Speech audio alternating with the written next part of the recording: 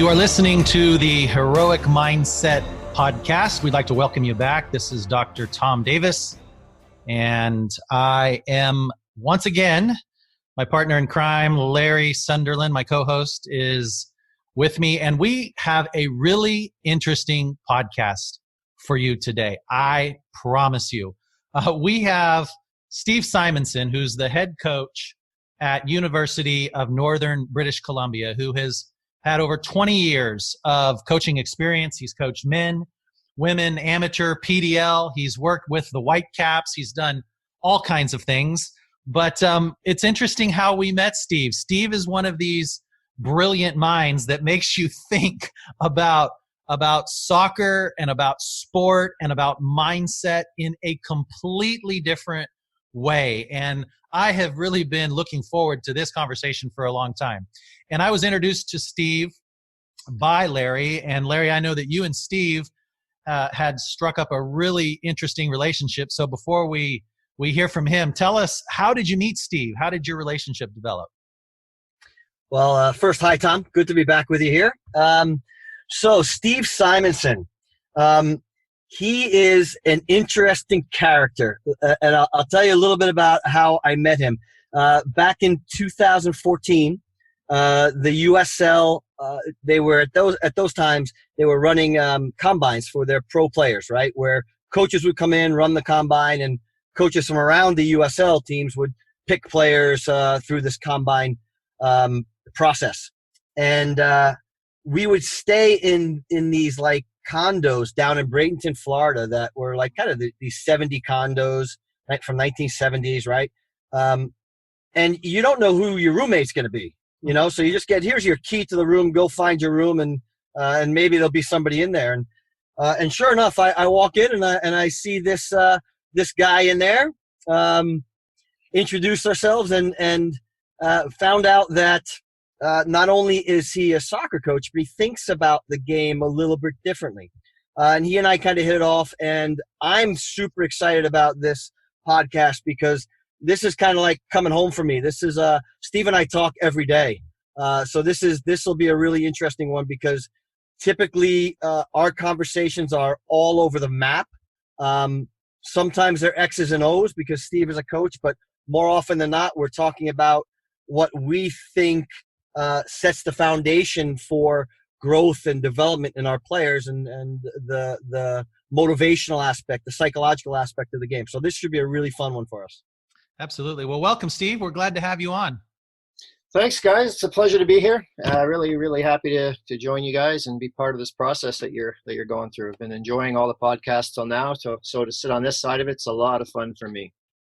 Well, we are really excited for this conversation. We're going to be diving into all kinds of things. I know that how I met you is Larry. I think we were over together here in Barcelona, and he said, "You have got to read this paper that a friend of mine wrote." And he, Larry knows that I study all this stuff, and I love reading and researching. And I was like, "Really, what was it?" He said, "It's this whole idea of motivational climates." And I remember I immediately was just drawn to it. I was like, that is such a fascinating concept. I don't know that I've ever read something that somebody really had researched and dug into this. And then I found your paper. Anybody can Google this. If you Google Steve Simonson, it is heady, I'll warn you, but has great research in it. It's called Creating the Climate for Success, Exploring Motivational Climate in Elite Youth Soccer Clubs. And so I got into this. I told you, Steve, I wanted to read the whole thing before I talked to you. And I think you said something like, "Oh, you poor thing," or something like that. Yeah, I thought you wouldn't want to talk to me afterwards. For sure. No, it was fascinating. And so I'm wondering if you could jump in and give us, why did you write this paper? I mean, I know that the fact that you wrote it and research that you did with all of these clubs was fascinating, but what was it about this topic that captured your attention? Well, it's funny. I think whatever it was, 2014 or whatever, I was wanting to just do something different. I was between jobs at the time, and I wanted to go back to school. Actually, sorry, I was still in a job at the time, but I wanted to try something. I went back to school, and I wanted to get a master's degree. And I started looking around at ideas. And I'll be honest with you, I think I almost wrote a paper on plyometrics and jump height or something like that. And I'm like, I have no interest in this. Like, this doesn't do it for me. Like, I'm not excited about this topic. So I kept like just coming up with stuff, trying to figure it out. And the word motivation popped into my mind. So I literally started researching motivation, and I found this term after 20 years of coaching. I found this term motivational climate, which I'd never heard of. And so I started researching motivational climate, and first I had to get through understanding how to read academic research and academic papers, because that can be quite tedious at times for sure. But I just fell in love with the topic, and the more I read about it, the more I was intrigued by it, and I knew that this is what I wanted to study. So I know for people out there, I mean, we know from a mindset perspective, motivation from a coaching perspective is paramount, right? Top of the top. But when you talk about a motivational climate, what is that? Well, basically, in every group setting, there's a motivational climate. So it's a psychosocial environment that surrounds us that basically impacts our motivation, our mindset. And in sports specific, it's basically gives us the determinant on how we value success. What is success? It'll tell me what is valued, what behaviors are valued, and what success is. And you have different types of motivational climates, or two main ones anyway. And based on those two climates and the interaction of those climates on a person, it's going to affect their motivation, and then it affect their behavior. And so I thought, well, if we can learn how to create the proper climate and the optimal climate based on who we're working with, then that's probably going to help us a long way in our coaching. So there's a motivational climate no matter what, if what I hear you saying right. The question is it the kind of motivational climate that gets the best out of your team and your players, or is there another climate? You said there were two, but when I hear that, I think, well, there's a motivational climate and then a non-motivational climate. Well, basically, when you look at climate, I don't want to go too much research heavy on all this stuff, but you're basically operating, within a couple of climates. One is what we call an ego-based motivational climate. And what that is one that focuses highly on wins and losses, on outperforming other people, on praising talent, on rewarding winners, things like that, punishing mistakes, whereas a mastery motivational climate is one that really focuses on controllables like self-improvement and effort and doing one's best and overcoming obstacles and setbacks. And based on these influences, and these climates are created by three groups of people. One, the coach sets it. Two, the peers around you help set this. And three, especially with youth, parents or significant others. So you have these three figures or sets of figures around you that are bombarding you with this information, and you're going to act according to all these influences. And they can have a profound effect on how you approach, how it affects your motivation and how you approach your daily behaviors. Yeah, Larry, I'm wondering in all your coaching, I mean, how do you respond to this? So two climates, ego-driven climate, that seems to be pretty prevalent for the teams I know about, because that's kind of the issue though too. It's like about winning and losing. If you don't win, well, then look what might happen. I mean, people's jobs are on the line. You don't get in the top categories, et cetera. But Steve's saying, that this idea that we're really going to dig into, that the best climate is a mastery motivational climate. We'll really talk about what that looks like. But how do you respond as a coach when you hear that? Yeah, I think it's clear that in many environments, in many development environments, it's unfortunate that they are more ego-based, so they're more, let's call them outcome-based motivational climates, right? As Steve mentioned, everything then comes down to winning. It's about me. I'm rewarded for those things, so those are the things that drive me. And I found that particularly in working in the development phase, that this mastery motivational climate, and I tend to think of it more of a process-focused climate. It allows for so many of the things that Steve is talking about when he talks about a healthy motivational climate. It allows for belonging. It allows for the psychological safety to actually support the player in this process. I think the first thing that I got out of this is understanding motivation from a whole new level, right? So we often think of motivation as a quantity, right? We say someone is motivated or not motivated, right? So if I ask you, are you motivated to be here on this podcast? You have two answers, right? One is yes, one is no, right? But motivation truly is why we do what we do. And if you think about that, why we do something, you can really get into the meat and potatoes of it with a player to understand why they're behaving in the way that they do. So if I do something because it's interesting to me, that's an intrinsic mindset, intrinsic motivation, versus I'm doing something because I have to do it.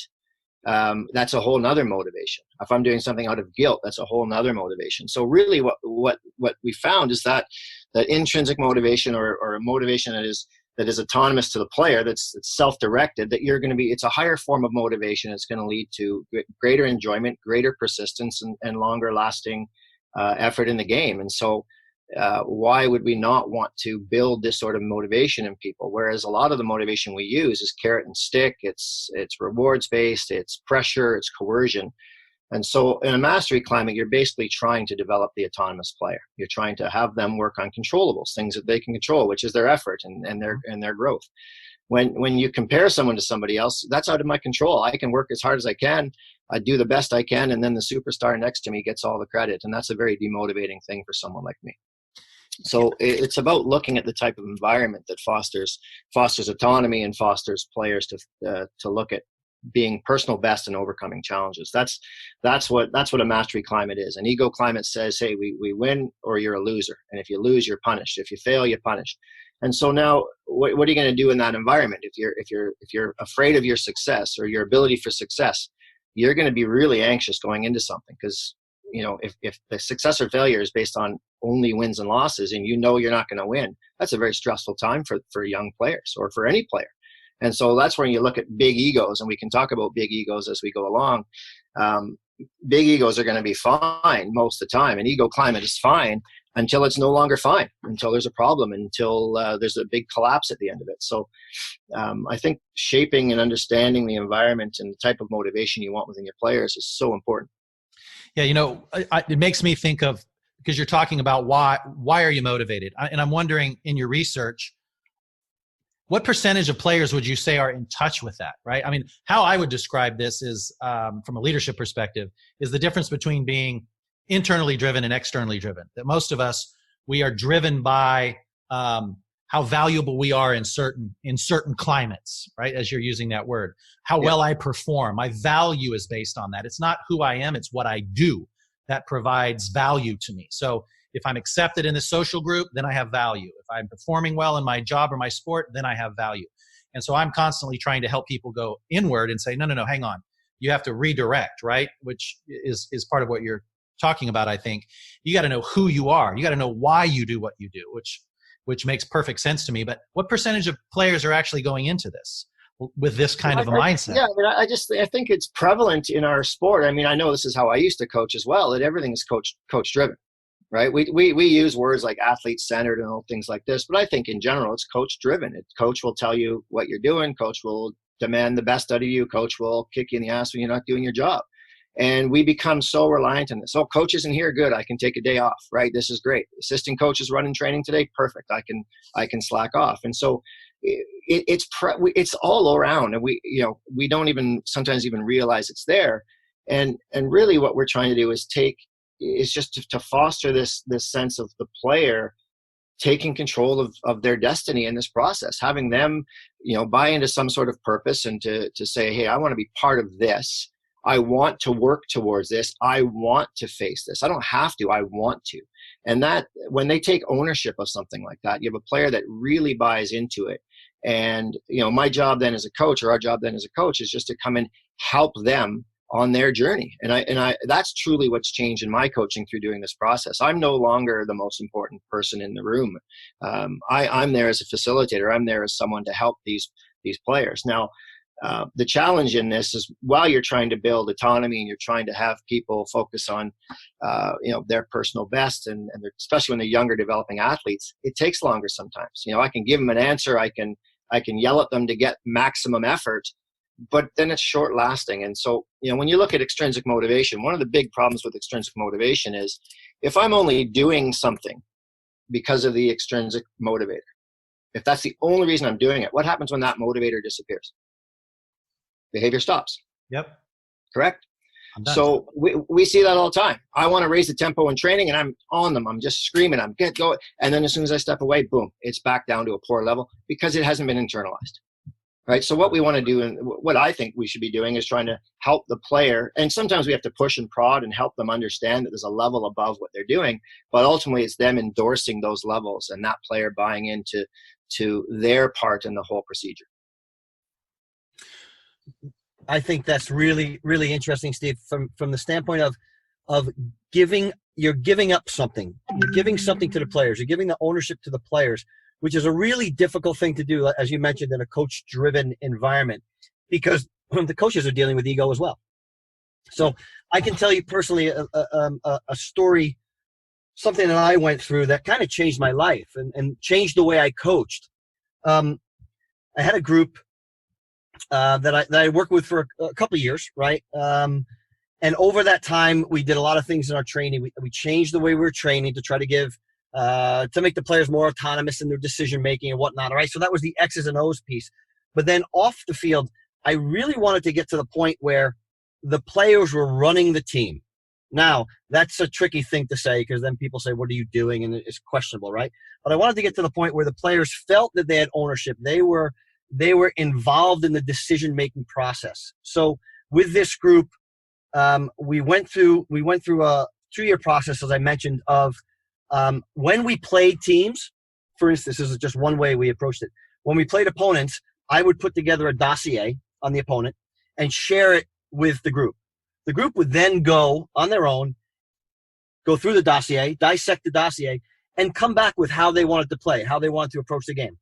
It was very important that our staff, we all agreed that we would never respond negatively to what the players brought back, right? Whether we believe that was the way to play or not, we would always respond with, okay, and what if? Okay, and what if, right? In this way, we gave the ownership of the game plan back to the players. We were preparing them. We had a specific amount of control. We controlled it with the what if questions, right? Mm-hmm. We controlled it with, okay, so if your plan doesn't work here, what will you do then? Okay, well, in the long run, I found it made my life so much easier. I was so much calmer because it was a shared endeavor. You know, I think coaches sometimes on Saturday or Sunday, they go in and they feel responsible for the win or the loss. Mm-hmm. In the end, as a coach, I felt it was much more shared. This team ended up going on to be very, very successful on the field, and many of the players went on to be successful independently, right? But this idea of giving back ownership to the team is really unique. Yeah. And I haven't seen it very often, Tom, and we speak often about a coach, Steve Kerr, in the NBA. Mm-hmm. And if you guys remember, it was a few years back, Steve Kerr actually did this exercise during an official NBA game. He gave the game to his team.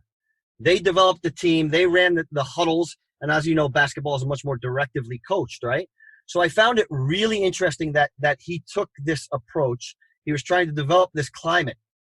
And guess what, guys? You know what happened in the media? They vilified him. They lost it. Yeah, they went crazy. The media went crazy. What is this? He's a professional coach. He's supposed to be in control of this, right? So it is unique. It's a very unique process that happens. And I think the hard part, like I said, is it is a process. And I think, you know, I have sometimes when players will come up and say, you know, I think you just need to be harder on us. You need to be harder on us. And so I reflect on that and I go, okay, is that a cop-out from the player? Is that them really not taking autonomy? Is that them not taking responsibility for themselves? They want the cop-out. You'll solve it for me. You'll make me better. So that's where I say it's a little bit of give and take. So maybe there's a level that they don't know they can get to, and they just need somebody to help inspire them, push them, guide them to get them over the top. But really, we want to create it where they can do that. So we want them to be accountable for their own behavior. Now, you know, where it goes back to the climate and trying to create an environment that allows players to go towards personal best. So if you look at, you know, these elements of an ego climate where if you fail, you're punished and you're screamed at and you're yelled at. So I know, Tom, you mentioned, you know, that you like or you thought it was interesting how I don't punish players for errors, or I don't let players get mad at each other for errors in my team. You made a comment about that. Yeah, I remember you told me the story about specifically the passing. Yeah, like in general. And so we have a couple of assumptions that I try to put forward, and through this conversation, hopefully it'll all make sense to everybody. But basically this: if I'm going to ask a player to put their best foot forward, right, and try to work at their hardest and to try to play a pass, let's use the pass as an example, to the best of their ability. Well, if they're afraid of the outcome of that pass, they are going to go and not enter the execution of that pass or that decision with full confidence, because they're like, oh man, if this goes wrong, I'm going to get crucified for this.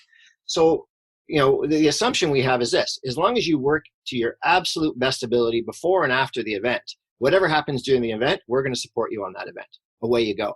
And, I think over time, at the beginning, it's very frustrating for people to do that. They're used to they believe, well, if I give him crap for missing the pass, he's going to focus next on the pass next time. I'm like, that's actually not true. You're adding stress. You're adding a narrower focus. You're going further away from a state of flow. And I don't think that that's the answer to get the performance we want. I think we're misguided a little bit. We think that by punishing the failure will mean that people will next time do better. And I actually think it's counterintuitive. I think it goes the other way, to say the more that we encourage them to just take ownership and be okay with the outcome and know that we have your back, they're going to try again and try even harder. And you go back to, you guys talk about trust-based teams. You're going to build trust by doing that. I know that my teammate has my back and I'm free to make any decision I need to make, as long as I'm doing what I think is best in the moment. And that's a theory and a philosophy that I really, really believe in. So Steve, what you said there, if you explain just a little bit, and I agree with you. You create more stress, you create a fear-based environment. Actually, from a positive psychology standpoint, it shuts you down. It doesn't open you up. So the creativity goes, the taking risk goes, all of that goes. But you said in that statement, you said that when you create more stress, that's not leading them towards flow. It's leading them away from flow. Can you just explain a little bit this idea of flow and how you're why that's important for a player and for a team and a coach to understand? Yeah, I'm definitely not an expert in flow theory, but basically, what flow is in a nutshell is where basically your skill level and the challenge mesh effortlessly, that you're in this complete state of immersion in the activity, with no thought of the outside forces coming in. You're just in complete symbiosis with the activity. And I think I have that right on the definition of it or explanation of it. And now you're just playing freely. You feel like it's effortless and it's fun and it's enjoyable and it's totally intrinsic. And, I have a player on my team currently that I work with who is incredibly driven kid, works super hard, but he's very much task-based all the time, and he can't quite get himself into that state because he's always worried about the outcome of the pass, if it's going to be this, and it's almost like it's self-defeating almost, right? He's such a perfectionist and he tries so hard, but he says to me, he goes, oh, there's days where I just don't even think about it and I just play and I have the best game of my life and I'm just flying, I'm just buzzing, I'm not even worried about the outcome. And I said, exactly. Yeah. That's flow. That's when you're feeling it. You're totally immersed and having a great time. You're not looking over your shoulder at what's going to happen. Right. Yeah. You think of flow, like back to Michael Jordan, when he's hitting those 3-pointers at the buzzer, right? Yeah. Boom. I mean, he's in flow. And the other interesting thing about flow is the challenge always has to be at least 4% greater than your skill. Right. Which means that there has to be the opportunity to fail, right? Which is what you're talking about. So, okay, let's jump into because you had some incredible field study for this paper on creating the climate for success. Can you tell us a little bit about I know you went to work with a number of coaches, you work with a number of clubs. So this isn't just your opinion. You went out there and you did the research and you derived all of these concepts from what you learned in real clubs. Can you tell us a little bit about that background, what that experience was like that helped you to put all of this together in the paper?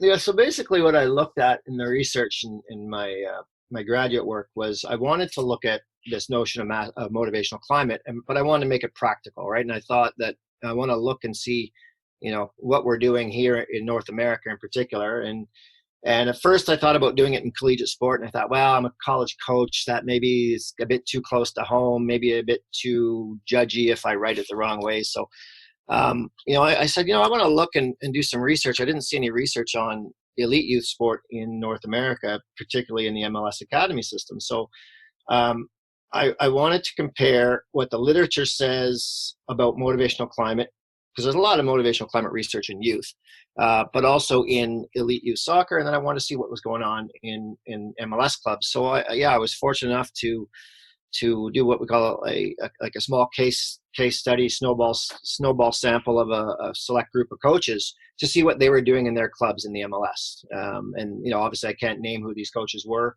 due to ethical concerns with the paper, but just learned some really good things. Some of the things that were in line with what research says they should be doing, and other things that were maybe a bit counteractive. But also what I really wanted to know was their perspective on what made it difficult to create a climate. So just because someone says this is the climate that you should be creating, well, maybe there's unique challenges to everybody that make it more difficult to create that. So I really just dived into this with a bunch of these coaches, and it was a great experience. What, because I think it would resonate. Everybody who's listening to this would say, yeah, if I had to take a look, it would be interesting to have a motivational climate assessment, right? To find out like where is your culture as it relates to being more ego-driven or more mastery-driven. But tell me some of the main things that you discovered. And Larry, chime in anytime here, because I know that you've actually put some of these to practice too. I believe. I think it'd be really interesting to hear about what that looks like. But what were some of the things that you derived out of what makes a motivational climate more mastery than ego-driven? Steve, can I jump in before? Please do. I think one of the things, Steve, when you did this research that I thought was really interesting going into it, you chose the MLS Academy system, or let's call it the Professional Academy system, for a reason, right? And correct me if I'm wrong.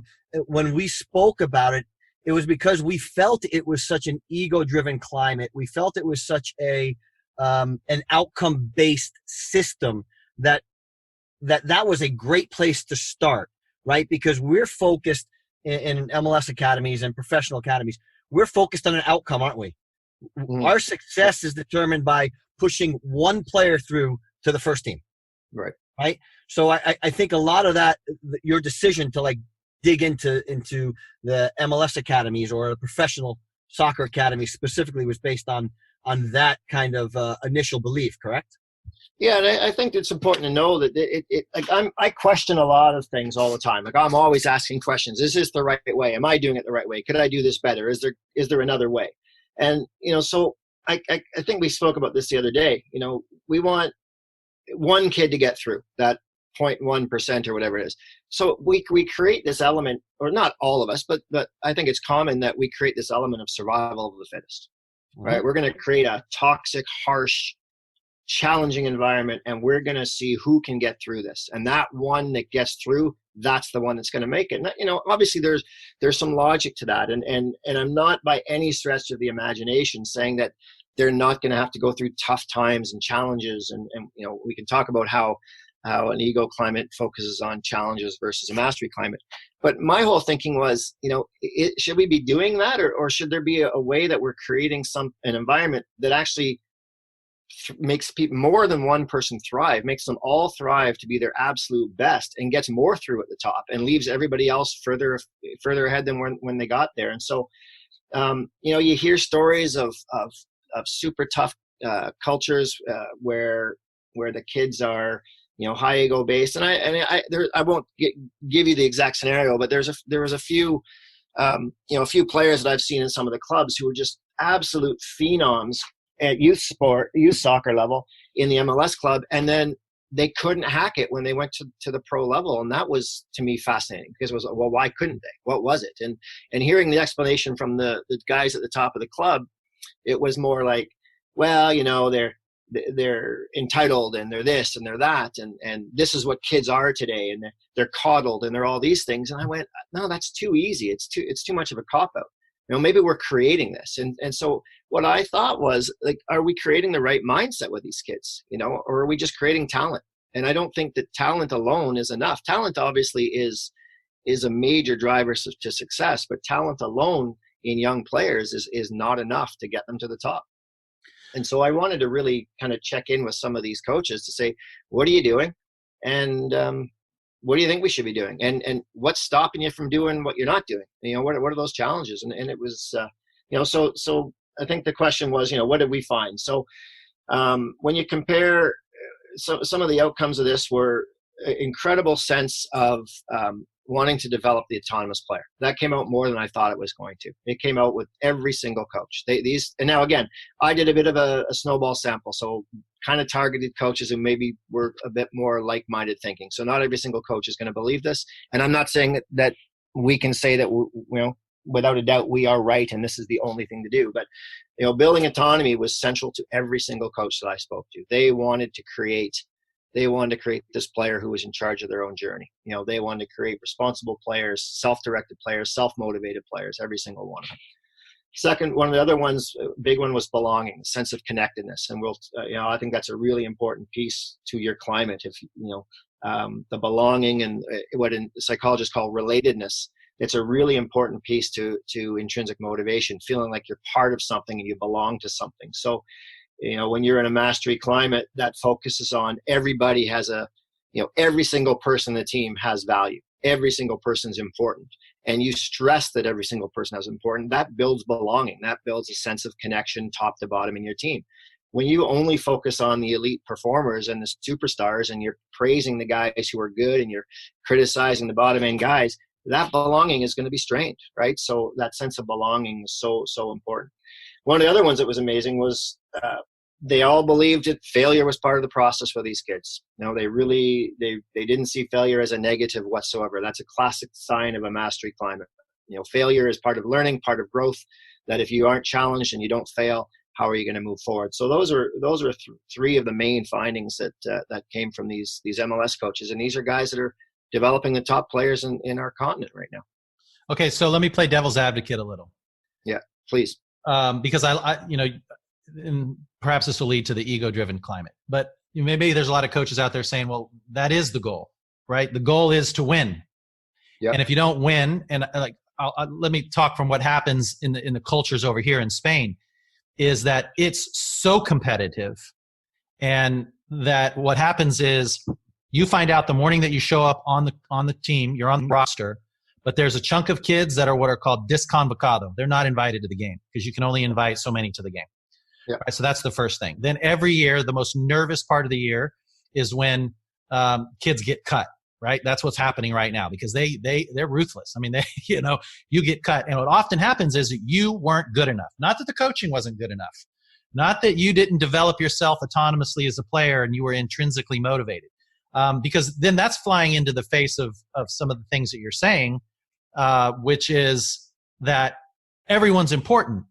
But then we kind of treat them like they're not important, right? I think everybody would say what you're saying is true, right? They know that is what's supposed to occur. If you really want to be into player development, that should be happening. Failure should be a part. But often, because the competition, the drive to win is so high and creating these elite athletes, that you don't ever have a chance for those kinds of things. So what would you say to a coach who says, well, that's pie in the sky? I mean, that sounds really good, but in the world we live in, can't happen. I think, first of all, you've got a real range of levels of sports. And, we're talking at Barcelona Academy versus a community club in North Dakota. We're talking a whole different philosophy, community coach, parent coach. So obviously there's going to be, one of the findings actually was context. Context had an influence on your climate, right? In terms of this. So for the MLS coaches, we were a little less focused on results when they were 12, and we're a lot more focused on results when they're 19, right? Which would make sense. Yeah, we're a little bit more focused on that. I think that, that we shoot ourselves in the foot sometimes because, we don't allow the process to unfold, right? And we don't allow players to meet their best because we put them under such stress. And they're for fear of their jobs all the time, and they're fear they're going to be cut all the time.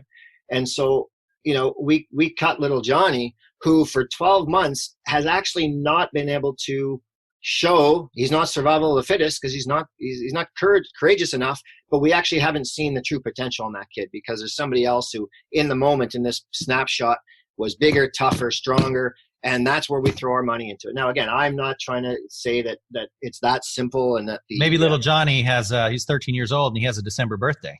Yeah, absolutely. Again, and so I guess you can always, for sure, you can always cut and remove and bring in a higher talented player and do that. And for sure, you're going to, that belonging and that sense of safety is out the window for sure. And I'm not saying it's not a reality that's there, but I also think that you can handle that in a different way. So if a kid knows that there's a chance he's going to be released at the end of the year, you can still treat him well. You can still talk to him and care about his feelings. Part of an autonomy supportive climate, which is, within a mastery climate, autonomy support is sort of a coaching behavior.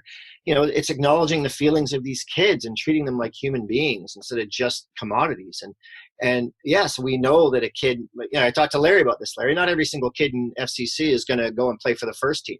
So do we toss them aside and not care what happens with them, or do we help them through their journey and whatever their next stage is at the end of this? So you can help make a kid feel valued and loved and cared for, even if the end result is not positive. I don't think everything in sport and in life is fair. I don't think it ends up positive for everybody, and I think it's okay to be realistic about this. In my college team, we have 32 players on the roster. 32 players on the roster. Roster. They don't get selected to an 18 every week. They don't get selected to a starting 11 every week. So I've instantly created a hierarchy that I don't want to have because I have to select an 11. But it's what I do with player number 32 and how I treat player number 32 and how I speak to him and how I allow player number 1 to deal with player 32. That says a lot about the climate and the culture that I'm trying to create. Yeah, Larry, that reminds me what Steve's saying is what Rennie said last podcast about Sir Alex, that no matter if they were suited up top 11 or not, that he went around to every single player and made an emphasis on the players who weren't in the game yet or weren't playing that day to tell them they were important and valued.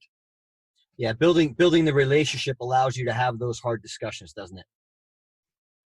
Absolutely. Bottom line. And when you create this type of a climate, especially the piece of belonging is really, really important and allows you to, in the end, I think it builds resiliency because a player understands that you care about them. So they're not afraid, right? They're not fearful of this situation. They feel like they belong to it. They feel like you're going to talk to them. They feel like you care about them, right? Which is critical. Steve, I have a question for you because you made a comment before as we talk about moving players from the development phase into the professional phase. And some of the professional coaches, he's not good enough, right? And toss them aside. So with the process that we're talking about, right? That transition can be difficult. How do we better prepare the player for that transition? Because we can't control how the first team is going to deal with a player.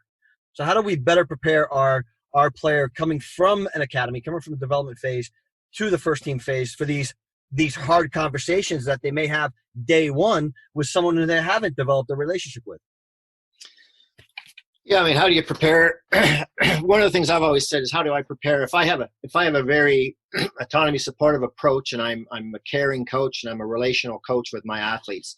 One of the questions I actually ask myself is, well, you're going to send a kid on to some tyrant dictator who's going to slaughter this guy. Am I doing this kid a disservice? And I actually think you and I touched on this a long time ago, is that one of the things that we're trying to create with a player's mindset when we're trying to deal with somebody who has a real high growth mindset or what we call a mastery goal orientation is that these kids seek challenges. They're okay with challenges. They know that there's going to be a bump in the road and that they build extreme confidence in who they are as people.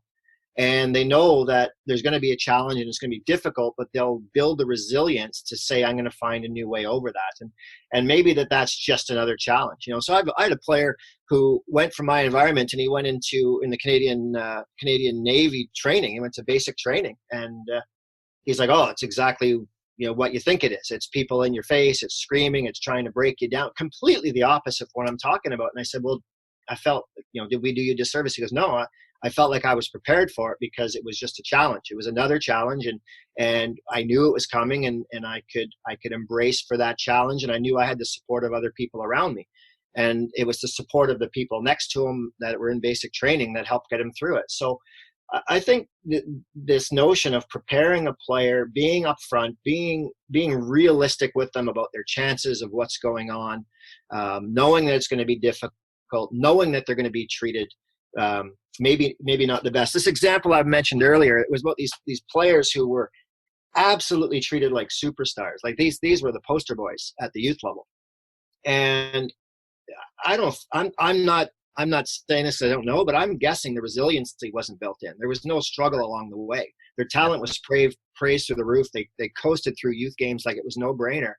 And then the first obstacle is chuck them around a first team, and they're not ready. And I'm like, well, of course they're not ready. Like, they weren't prepared with the disappointment of failure, being dropped to the bench, being not played, having a tough game. Like, they just weren't ready for it at all.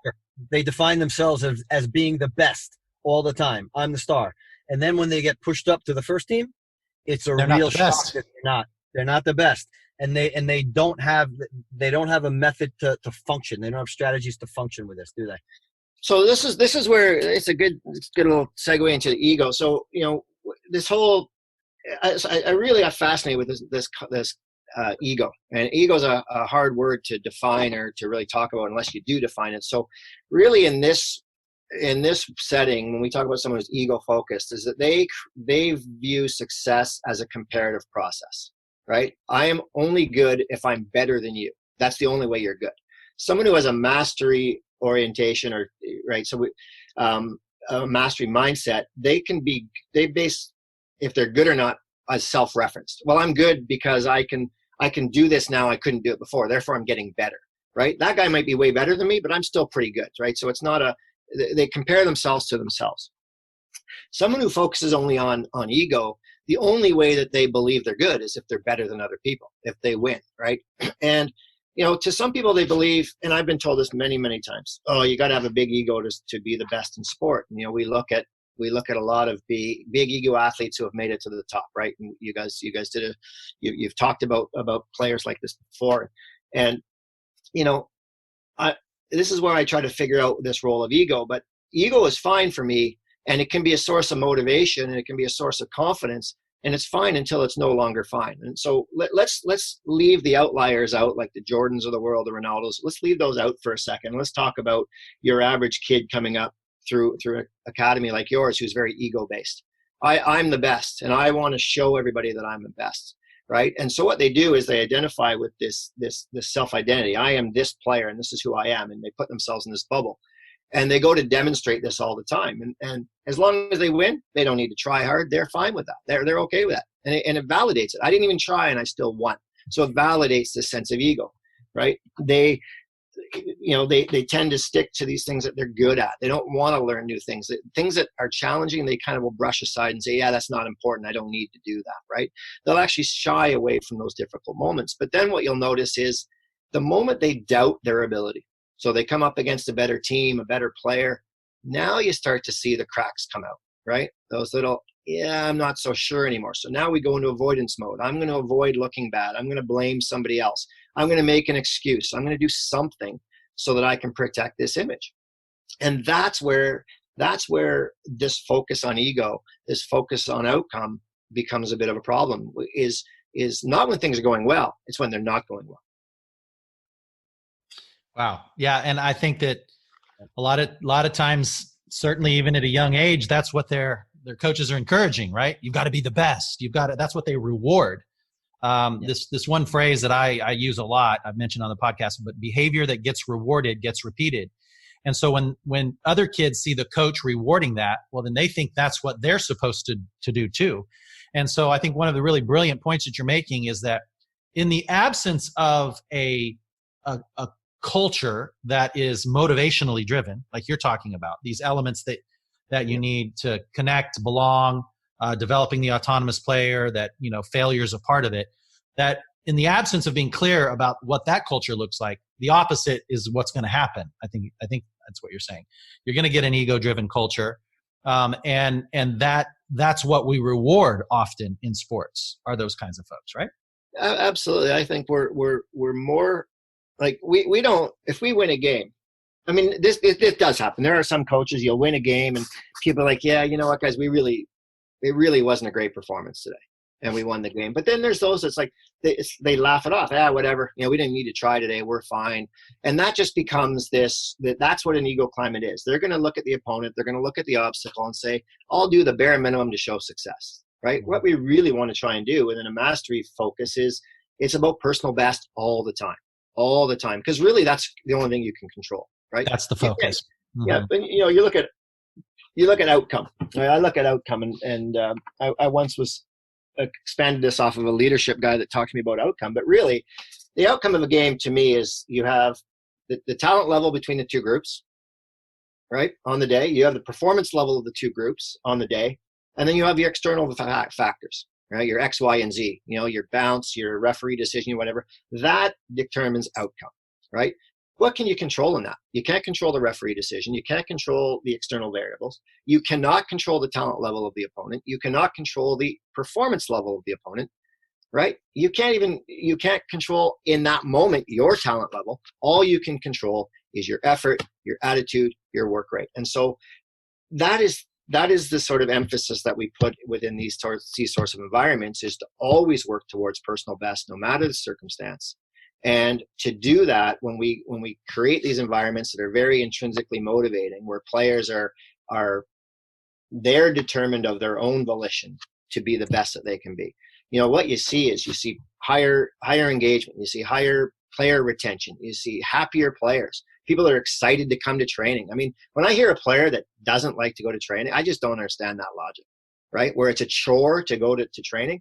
It should be a gift to go to training. You should love going to training. You should want to be there and train and work and smile and compete with your friends. That should be what you're doing on a daily basis. And I believe, it's my personal belief, if that's the environment that I can create, A, it's more enjoyable to be part of, and B, it's going to lead to better performance, which then gives you a chance at a better outcome.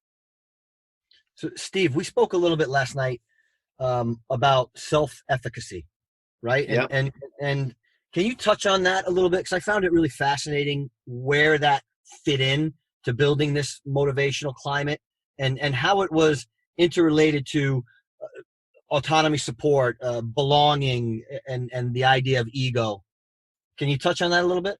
Yeah, I mean, there's basically 4 elements for me that make up the foundation of the environment. And everything is built on these 4, actually, I guess 5. I'll use psychological safety as the bedrock of what we do, right? And I think you've talked about psychological safety on this podcast, but I'll preface what I believe it is. Basically, it's an environment where you're not afraid of the outcome of something that you say or a mistake that you made, that you have complete trust that the people around you are going to have your back. That's what psychological safety is. And so that is the bedrock of what we do. Then on top of that, the sense of belonging that we mentioned is so paramount, right? It's so paramount that people feel like they're part of something. They feel that they're connected. I'll give you a quick story. I had a kid at our awards banquet 2 years ago do this speech. He was supposed to talk for 4 minutes. He talked for 14.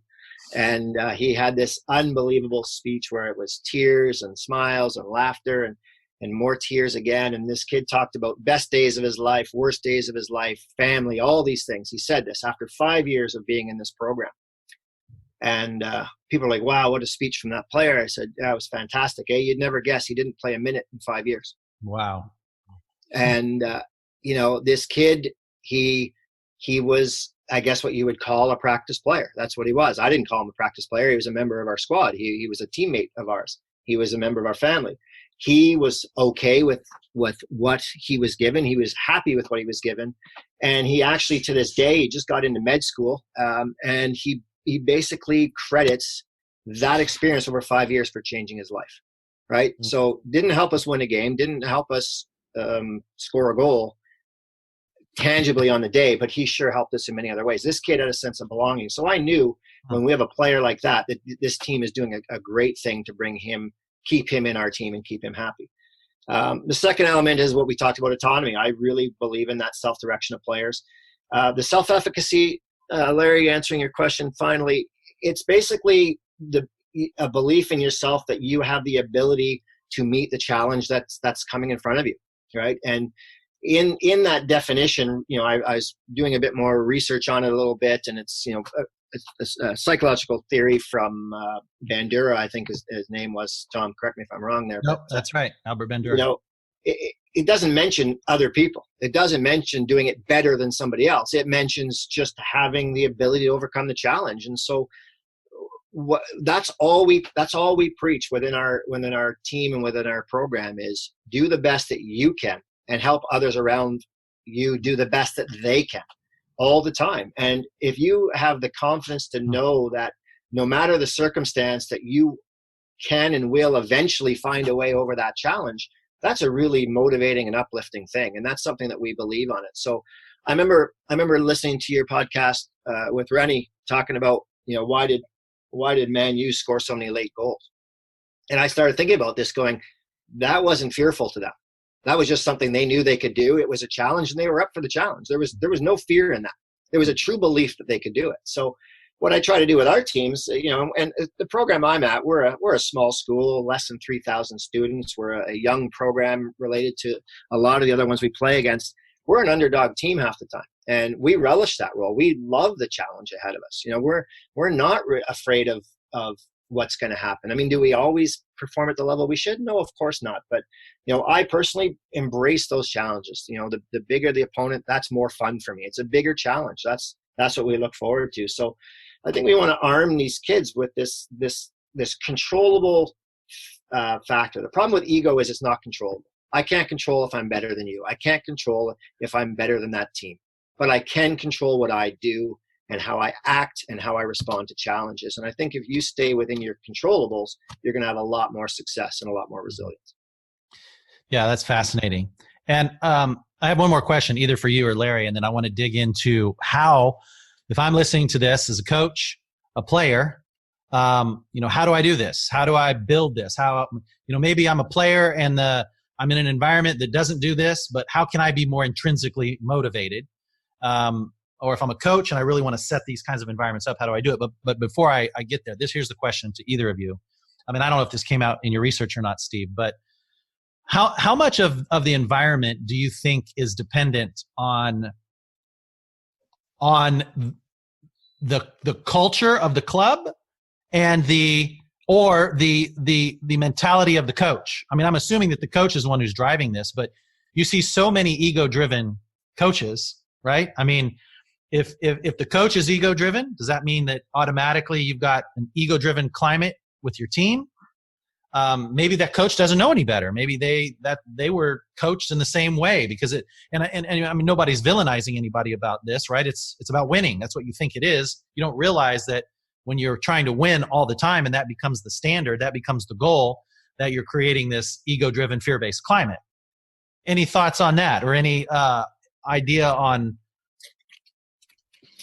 how much responsibility that is on the coach? I think the one thing I'll say is this, because I have this conversation with people and I go on, like, don't think I'm anti-winning, because I'm not anti-winning whatsoever. I actually just think it's futile to speak about winning, right? Have you ever entered a game, Larry, have you ever coached a game where you walk in saying, hey, we don't want to win today?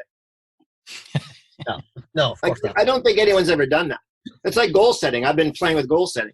What's your goal this year? Well, my goal is to make sure we make the playoffs. Don't want to go any further, though. Like your goal is to win all the games. I mean, really, isn't it? I mean, that's what you expect. Now, again, you might have different, process goals. You might have, I'm not going to win at all costs with a 12-year-old, but you're not telling it, even a 12-year-old, don't try to win the game today, right? So I think that the winning and losing and the focusing on outcome is, as long as it's not overboard, there's nothing wrong with that. It's okay to want to win. And in fact, we should be trying to be successful.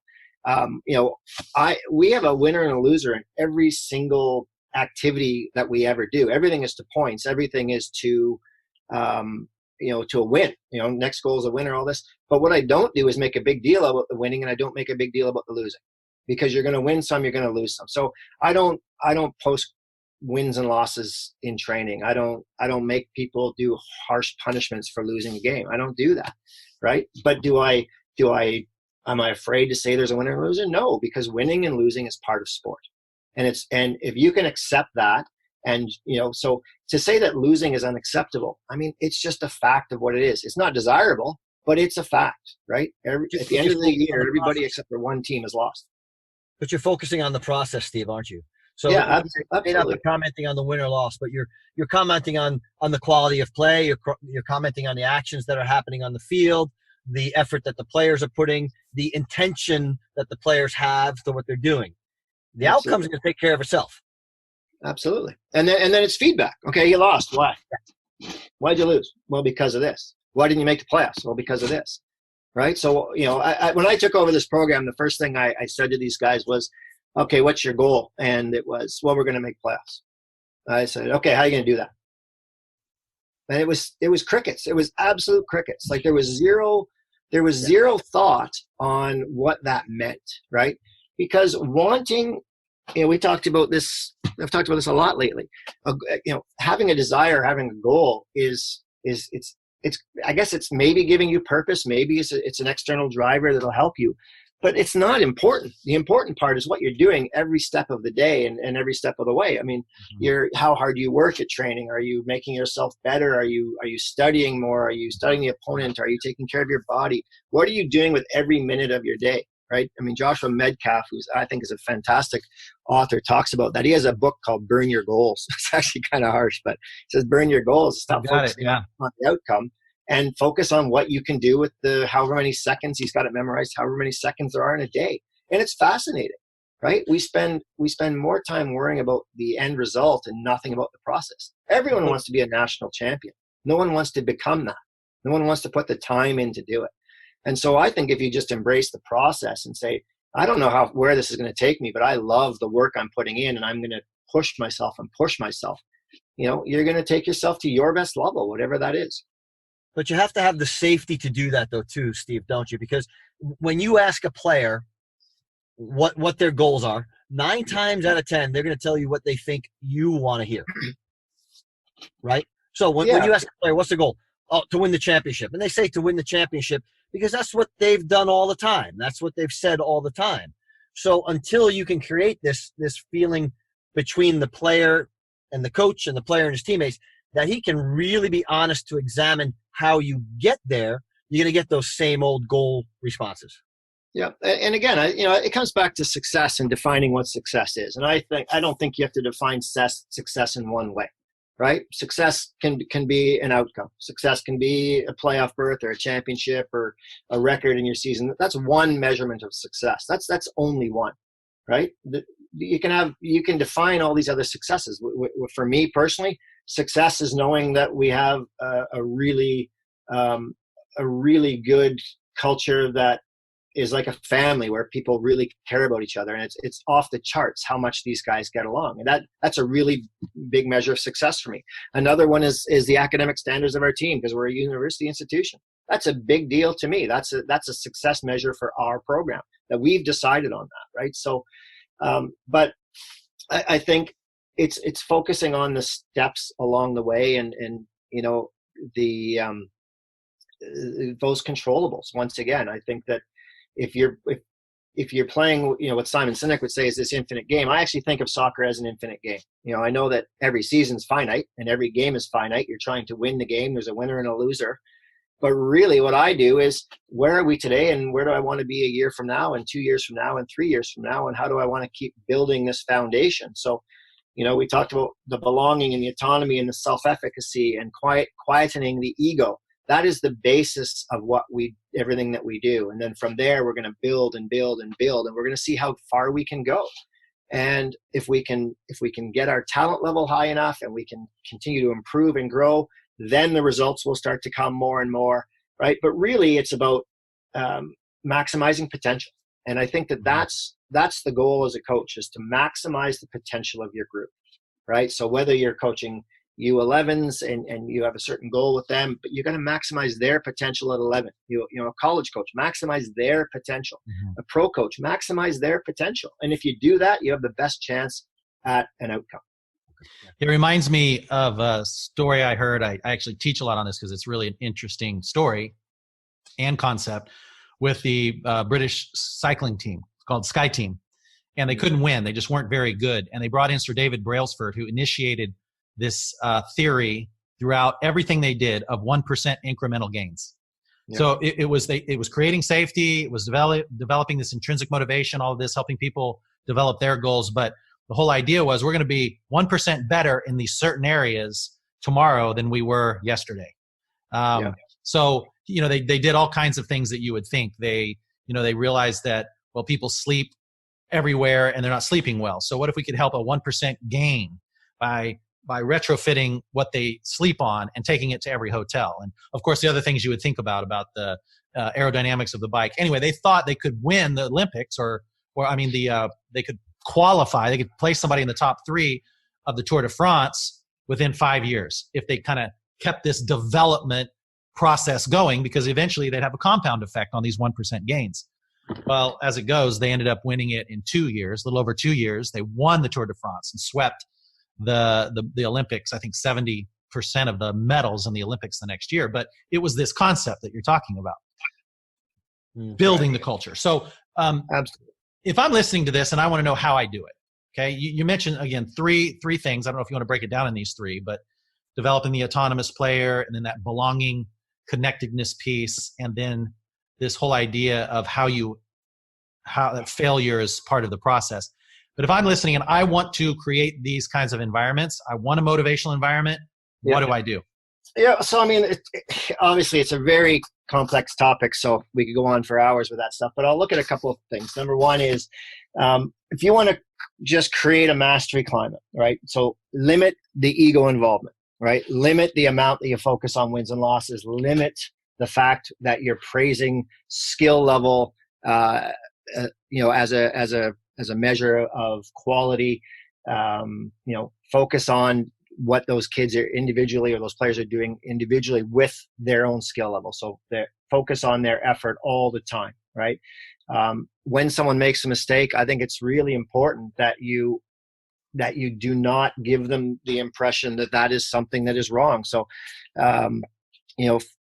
it's a perception thing. Like you asked me, how do I do that? When a kid makes an error, I don't see it as an error. I've got past that as a perceptual thing. I don't get frustrated with it. I don't get angry with it whatsoever. And so that player knows that I'm okay that they made it, as long as their response to that error is the next best thing, which is to go and make up the best that they can for that error. So those are some of the simple things that you can do. When you want to foster intrinsic motivation, there's a psychological theory called self-determination theory, which a lot of the stuff is based on. And to foster intrinsic motivation, they say that there's 3 basic needs that we have. One is a sense of autonomy, right? We want to feel like we are in control of our own destiny. And I think I know I can speak for myself. 100% autonomy is big with me. I do not do very well when I don't have autonomy. I don't like excessive control. I don't like people getting in the way of what I want to do. No one really likes that. Doesn't mean that you can't give them guidance. It doesn't mean that you can't give them, guidelines on where they can operate from within, but give them as much autonomy as possible, right? Give them as much freedom to make decisions and to be,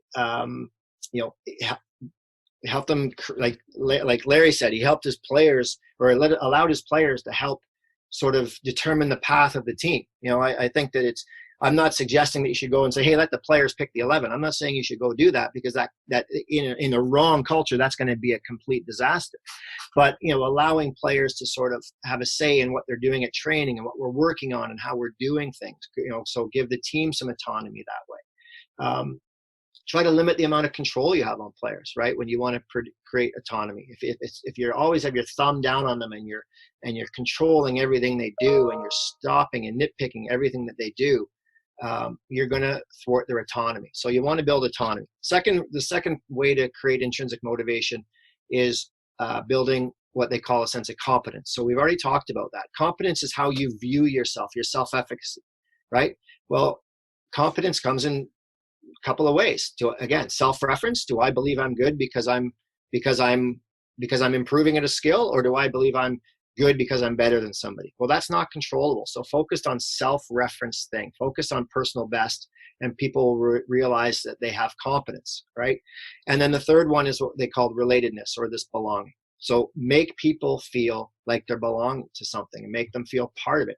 Those three things will lead us towards intrinsic motivation, which will make us want to be there, will make us enjoy the activities more, will make us try harder at them, be longer lasting, be more resilient, right? Reward people that face challenges head on. I think that's really important. When someone, tell them it's going to be a challenge, and tell them we're going to help you get through this challenge. Like they're simple things. They're almost common sense things at times, but they're things that we forget about because we haven't really mapped out, what do we believe in and what do we stand in? So my base foundation is I'm going to create belonging. I'm going to create autonomy. I'm going to help players with self-efficacy, and I'm going to quiet their ego. I'm going to let them get out of their own way. I'm going to help them be okay with who they are so that they can focus on becoming the best versions of themselves. Right. Mm-hmm. And, there was a time where I thought of players as a tool to help me win games. I really did. Right. And I am the tool that they use to help them perform at their best. That's my job. That's my job. And the biggest thing as a coach that's helped me is to really understand what I'm there for and be okay with who I am. And it's been transforming in the last few years going through this. It's really good. Really good. Yeah. And maybe this will be for our next podcast. You can do some research on this, Steve, but I would be willing to bet that besides the outliers that you were mentioning, because you hear this in documentaries, especially in soccer, football, that these players have a lot of these motivational ideas that they've had to learn and develop in their careers, right? I mean, it's like one of the reasons why that if you are a late born, right, if you're born later in the year, you have to fight, you have to gain more resilience, right? I mean, you have to be more intrinsically motivated. And I think it'd be an interesting study to find out how many players who arrive to the top level, those elite 3%, really have implemented a lot of what you're talking about. And I think the number would be high. I mean, we even heard it again from what Manchester United does and how they create that climate of belonging. So I think that the thing that's missed, when we look at fantastic documentaries like they did on Jordan, and I mean, there's no doubt that guy, I mean, he was a hero of mine growing up watching him play. I mean, it's just a dream to watch. And Cristiano Ronaldo and how good he is. And we see these people that we would say have big egos, right? And so what I do with some talks with kids is I'll do a little debate on the utility of ego in sport, for and against. And of course, I would say that it's very comfortable for a lot of the young guys in particular to say that you got to have a big ego to be successful. And so at the end of it, I let them do everything. And the last thing I say is, okay, so if you want to be the best in the world, all you have to do is grow the biggest ego possible. Is that what you're telling me? And they look at me with this blunt look like, well, no, obviously. I'm like, so, what are we focusing on? Like Jordan's work rate, Jordan's attention to task and to working his butt off day in and day out. That's why he's great. Right. That's why he's great. Right. Ronaldo's work. That's why he's great. Right. That's what we should be focusing with on these people. That, I'm not going to argue whether or not they should have a goal of being the best in the world or not. For most of us, if that's our goal, we're going to end up failing miserably on that one. Right. So I don't know if you need that comparative goal, but let's not lose sight of what we should be focusing on. And that is what we can control, which is our work rate, our effort, and getting better every single day. That's what's going to lead us to our best, nothing else. Yeah, so true. And Larry, I don't know if either of you have watched, because I think there are much more stories like this than the Jordan kind of stories. But the other night we watched the documentary by Antoine Griezmann, who now plays for FC Barcelona. He did not have it easy. He was a small kid. He actually left his country in France and went to an academy, Real Sociedad, in the northern part of Spain, and he ate crap. I mean, they talk about this in the documentary. So he had to be intrinsically driven, right? I mean, there's a lot, probably more of those stories than there are I was just this super hyper talented athlete. Yeah, absolutely, Tom. a really interesting story of Griezmann. Late developer. They really didn't want him in France at all. Ended up in Spain.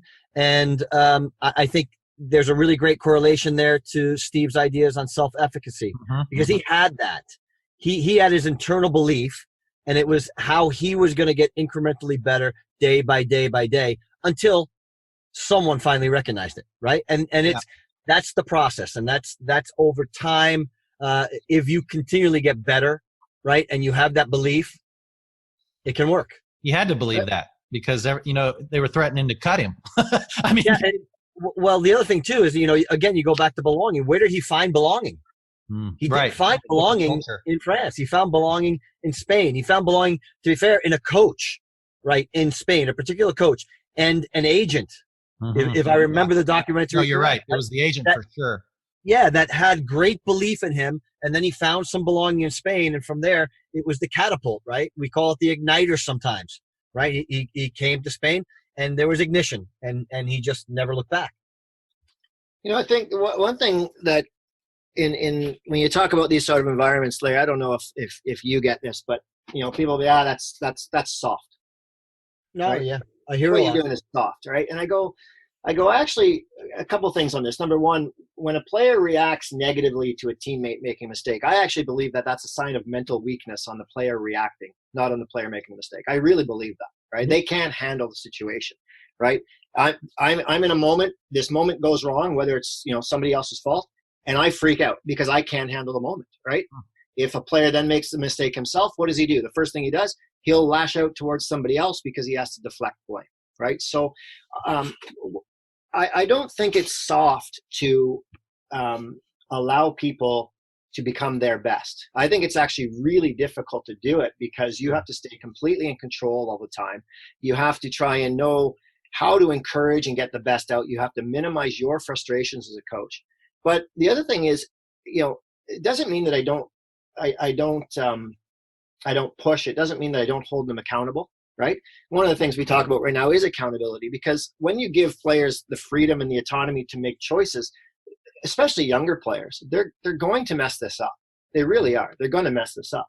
So then how do you come back in and hold them accountable, right? So if there's no self-accountability, what's next? Well, hopefully we have accountability from their peers, right? But then at some point, the coach has got to step in if he needs to and help them be accountable.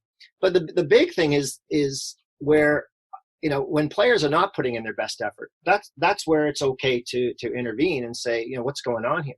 And, however you want to say those words is up to you. I mean, every coach is a little different in how they dialogue and communicate. But it's really hard for a player to be that driven intrinsically. And this process is it's not soft and it's not rosy all the time. There are difficult conversations with players who are not putting in the work that they should be, or they're not working as hard as they should be. There's some blunt conversations, right? But they're built on a relationship where that player goes, he doesn't leave the conversation going, oh, you're an a-hole for calling me out. You're actually a friend who is pointing out that my attitude wasn't quite right. You're showing him value. You value that person enough to have this conversation. Absolutely. Yeah. And I think, one of the things is important when you're looking at these players is to try and, when something goes wrong with them, is to try and understand why it's going wrong. Is that empathy, right? There was a time where a kid would come in, he'd have a bad day, he'd be not playing very well, or he'd be late or something, and I'd lose it, right? I'd lose it. And now it's more like, I wonder why he's having a bad day. Yeah. I wonder why he's late. Maybe it's not his fault. Maybe something went wrong. And so showing a little bit of empathy towards the person to try and understand that, that goes a long way. So, Tom, you asked how, right? So acknowledging the feelings of your players and having conversations with them like they're human beings, that goes a long way to building the trust and building a player that is intrinsically motivated to be part of what you're doing.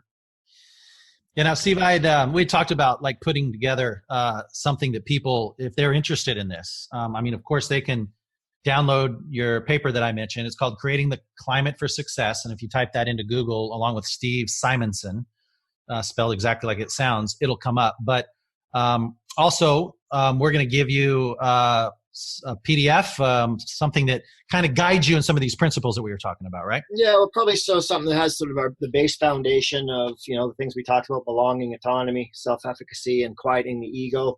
And then anything beyond that, if people are interested in this topic and they want to learn more, absolutely. I love talking about it. I love sharing this information on this. And, I think that it's so in depth, and it's hard to really do it justice in one discussion. I could talk about this all day. I love this stuff. Yeah, it's a blast. So absolutely, we can share that. And anyone that has any questions or wants some guidance on it, happy to help out where I can. Okay. So send us an email, info@theheroicmindset.com. And we'd be happy to get that to you. Also to reach out to Steve. Steve, how can people get in touch with you? I think if they want to email me, maybe the easiest is just to a Gmail account I put out called Simonson Coaching. So Simonson is SIMONSON coaching @gmail.com. I'm not a life coach, just I'm a coach. That's what I do. So, they can reach out with any questions or comments there. And, we're always looking at ways to improve what we're doing as well. So the feedback or thoughts that you have, happy to hear it. Great. And we'll have that email in the show notes as well. So, Steve, man, thank you so much. This has been a wealth of information. So much of this is what the heroic mindset is about, I know, for Larry and I, and we really appreciate your time coming on. And Larry, what last thoughts do you have? Well, I hope everybody got to hear a little bit of the flavor that I get on a daily basis from Steve, and one of the reasons that he is surely a mentor to me. I think, like you said, Tom, just a wealth of information, and a really, really good human, which we speak about all the time, right? And we speak about that with our players. There's a person behind the jersey, and Steve really values that, and he's someone that we all definitely can learn a great deal from. Absolutely. Thanks for coming on, Steve. Thanks for having me, guys. I really enjoyed it. You bet. And to all our listeners, we are asking you a favor. If you're really gaining a lot, we're getting so many emails. Really appreciate you interacting with us on the Facebook page and by sending in emails to us. It means a lot. We're asking that for those of you who are really finding a lot of value, if you would tell other people, and if you would post about the heroic mindset on your social media, on your Facebook pages. We want to get this message out to people because it's something that we feel very strongly about. It's something that we feel like will help any club, any athlete. And we want to continue to bring people like Steve on and Rennie on so that we can provide these rich resources to you so that it'll help you in anything that you're doing, whatever role you find yourself in. So if you would promote us, we would really appreciate that. And if you'd also go to whatever podcast format you're listening to, Spotify, iTunes, Stitcher, whatever it happens to be, and give us a top rating, we would also appreciate that. So, Steve, again, thanks so much. Take care of yourself out there on the West Coast. Larry, all the best to you. Everyone else, we appreciate you. Thanks so much. Stay safe, and we will talk to you next week. Thanks for tuning in, everyone.